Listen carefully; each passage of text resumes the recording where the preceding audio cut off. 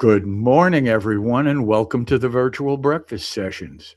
I'm Larry Sashin, and today we've taken you across the Atlantic Ocean to Switzerland and a school that you really have to find out about. But before we do that, I have to thank the people who are paying our bills today, Era Group and Ed Flanagan. Listen, I keep saying over and over again, we work very hard for our money. And if you think those invoices you're getting are not quite accurate, or did I agree to pay this price? Call Ed Flanagan and the Era Group. Their people will sift through your invoices, sift through your contracts, and make sure you're getting exactly what you ordered and exactly the price you agreed to pay. So, Ed Flanagan, Era Group, and back to the show. Ah, Culinary education leaders. Today, we're covering a group across the ocean. And listen, why am I introducing them? Sophia, why don't you tell us who you are and who you Mhm. represent, and then we'll get going. All right, thank you so much, Larry. So my name is Sophia Davila, and I represent the Culinary Arts Academy Switzerland in the US, actually. I've worked professionally as a pastry chef for 10 years, and then most recently joined the school to start working with them and growing their brand in the US. And I'm really excited to be here. We are celebrating our 20th anniversary, actually, Larry, this year.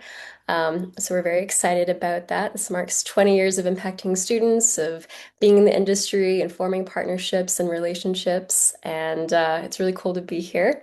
We have, over 300 students at all times, but hundreds of alumni at this point for bachelor's, master's, diplomas, and it's been really cool to be a part of them receiving a fantastic culinary education. Fantastic, Yeah. fantastic. So, where is the school exactly? So it's located in Le Vouvray, so that's going to be in the French region of Switzerland, right across the river from Montreux, which you might be familiar with from the Montreux Jazz Festival. Okay, okay. Yeah. So great. Let's talk a little bit about the school. hmm Um, What is the difference between the school over there and the schools here?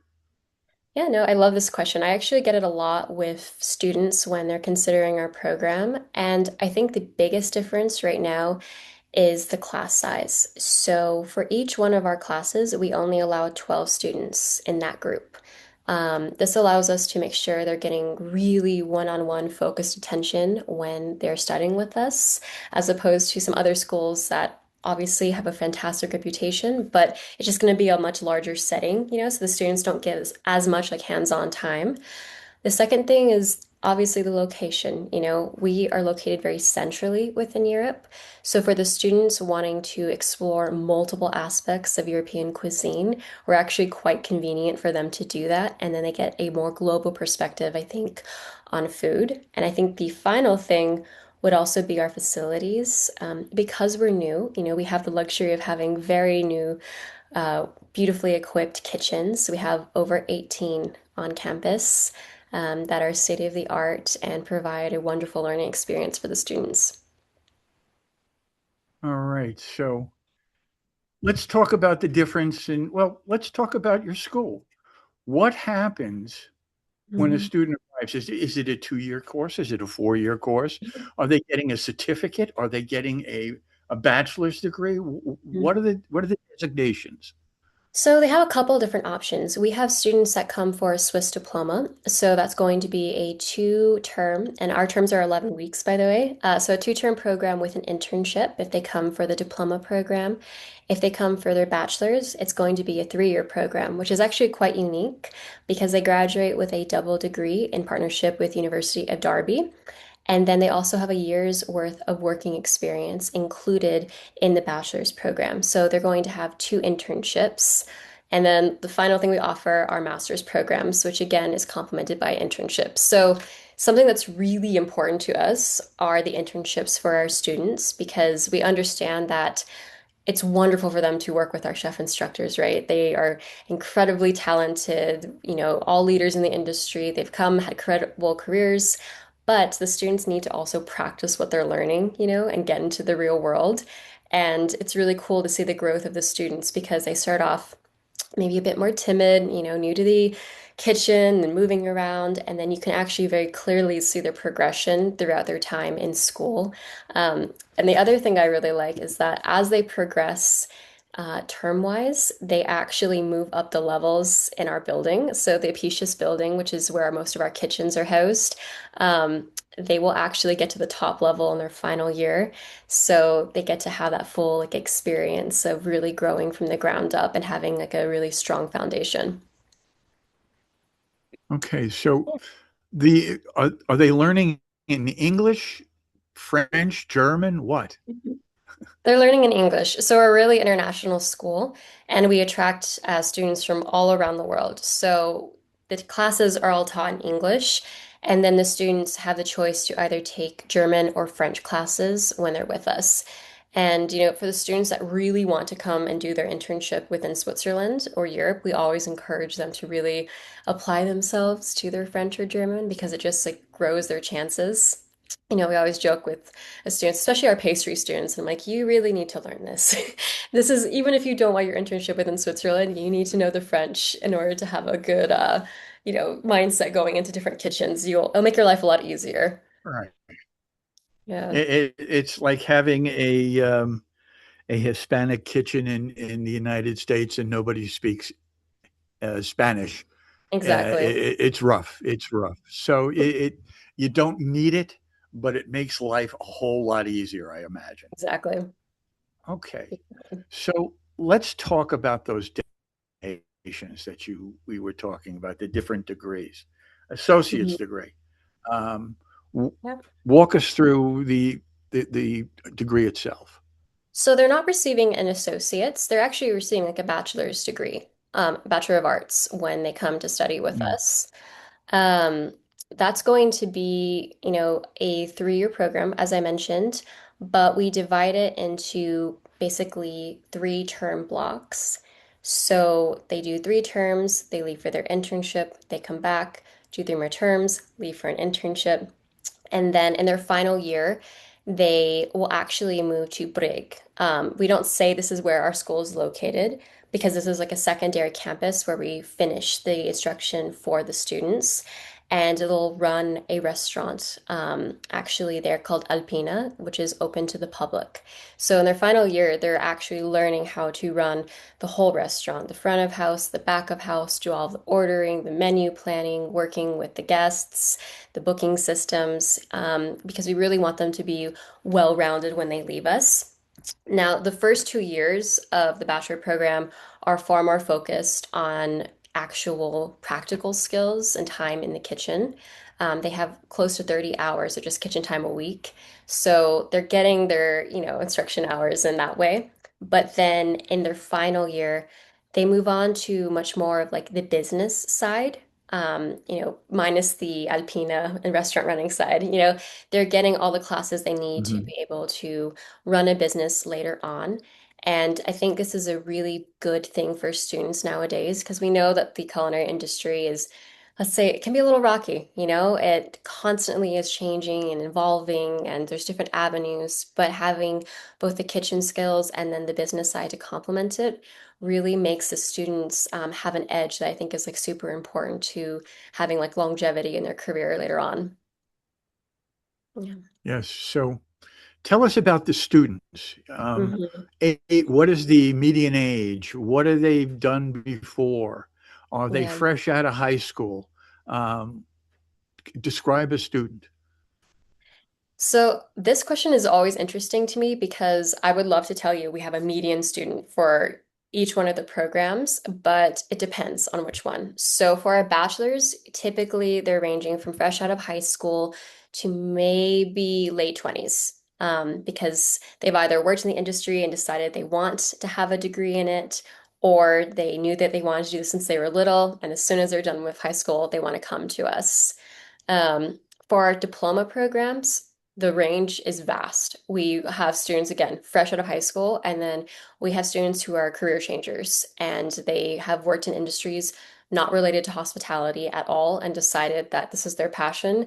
They either want to learn the culinary side or the pastry side, and then they come to us. But the reoccurring theme, we always say passion for food, career for life. So we want students that are really passionate, and that's something we look for. We want a student who wants to be there. Like our campus is very small. We're located, I am hesitant to say village, town, but to someone coming from the US, that would be comparable to say a little village. So the students that are coming to us are really serious about actually pursuing culinary arts. They're not there to explore the city life and, have a grand adventure per se. They're coming to us because they really want to learn their craft and learn it well and concentrate on it. And they're willing to put themselves in that environment that I would say it's intense. It's very supportive, but we do push the students because we want them to excel in the industry later on. Okay. Yeah. All right. So if you were to compare you to Johnson& Wales or the CIA, hmm um, what is the differentiation between you and them besides distance? You know, I'm always hesitant to compare us because we're two very different things, Okay. right? Um, Okay. I don't think you can really compare the schools, right? Because aside from the location, it's also, I think, the approach to the instruction. We're very heavy on the fine dining side, the Michelin starred side. That's really what we're preparing students for. Um, the class sizes are completely different, right? They're not going to be large, they're going to be very small.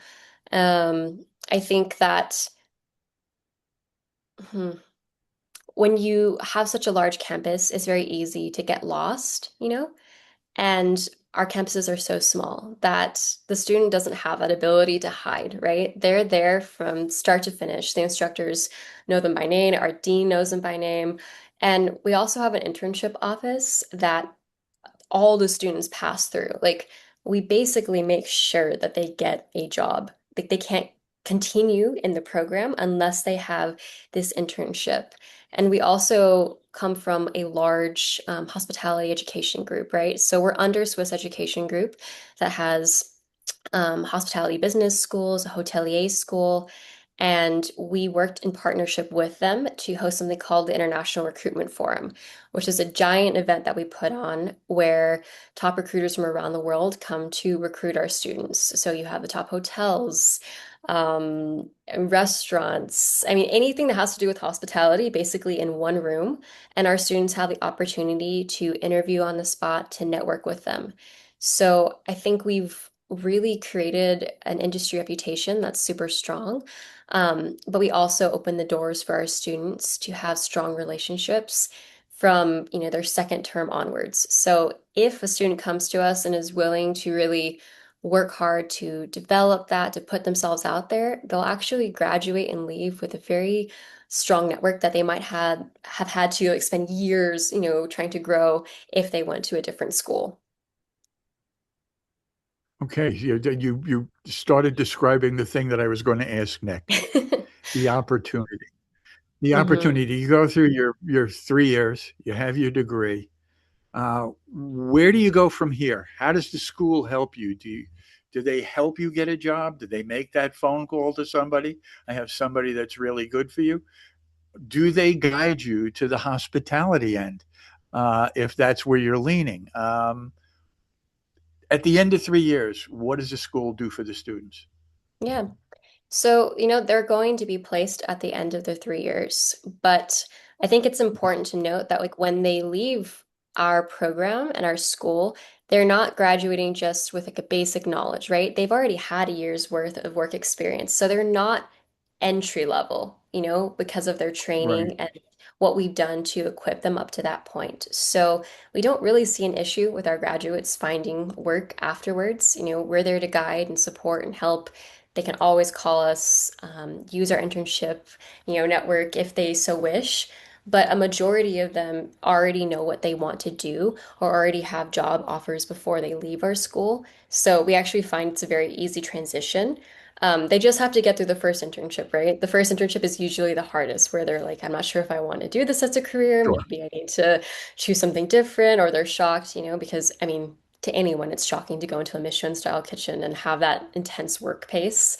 Um, I mean, it's a lot. They go from being a student to very quickly learning that they have to work super long days on their feet. So I think that the students are very well equipped by the time they graduate. And then, not all of them are going to go into Michelin-starred restaurants. Some may go towards the private chef route. Some want to work more on the events side or start their own business, but they're really well equipped to do so because of the education that they received. Okay. So, if you were going to say something to a student right now, Mhm. um, if they're interested, how do they get in touch with you?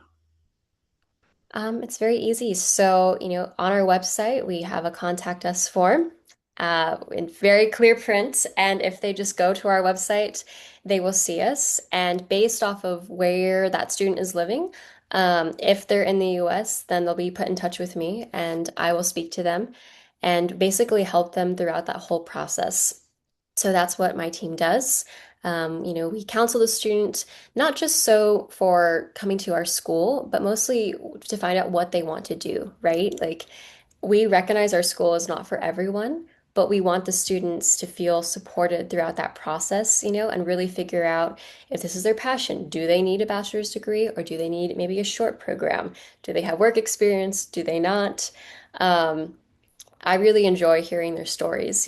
I will say that throughout this process, I've gotten to hear so many beautiful stories of students being really passionate of working in their father's restaurants or, a friend's restaurant and wanting to come to us. So, yeah, I would say go to our website, look us up, research us, and then when you feel ready, fill out the form and you'll get in contact with us and we'll be happy to speak with you. Okay, so why don't you give them your website, Culinary Arts Academy. the URL? .com. Uh, can we include this maybe like on the screen as a pop-up, the correct URL? Um, we might be able to stick it in there. I'll check it. Okay, But Culinary Arts it's Academy Culinary Arts Switzerland.com. Academy. Is it Switzerland? Yeah, .com. Is it what dot com? Mm-hmm. Okay, so Culinary you Arts know Academy that. Switzerland.com. Guess what? What? Guess what? The same as every other show. Time is our enemy.